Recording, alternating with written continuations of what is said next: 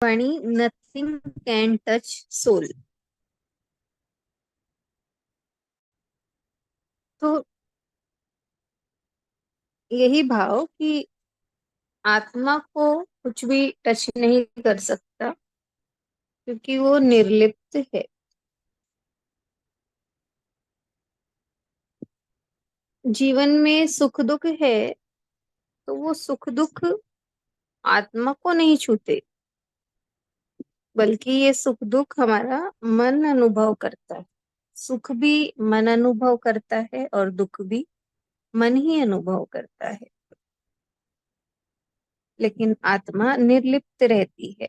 उस तक ये बाहरी विचार है, तकलीफें हैं, कष्ट है, ये आत्मा को नहीं छूती। दूसरी, दुख के वेश में तो दुख है, सुख के वेश में बड़ा दुख है। तो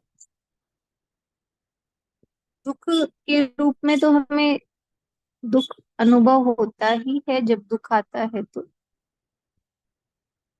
लेकिन सुख में कहा, सुख के वेश में बड़ा दुख है, यानी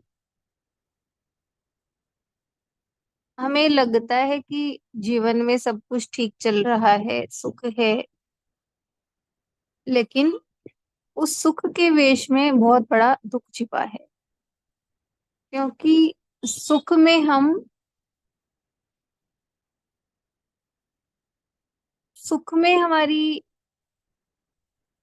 मतलब हम आलसी हो जाते हैं, अकर्मण्य हो जाते हैं, भोगों में लिप्त हो जाते हैं। इसलिए हमें बहुत बड़ा दुख झेलना पड़ता है। একটু दुख में পাপড় तो हम, হচ্ছে ডোসা টেস্টে একদম খতম হয়ে গেল, ওই অতটুকুই ঘোলসাটা।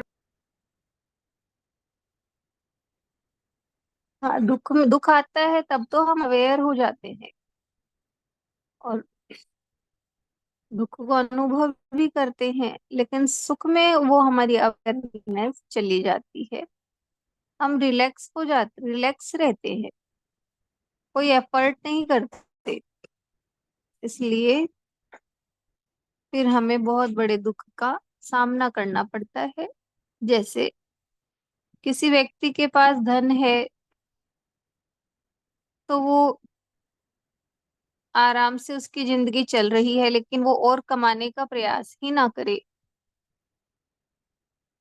तो फिर उस सुख में उसको तो बहुत बड़ा दुख झेलना पड़ेगा कि गरीबी आ जाएगी।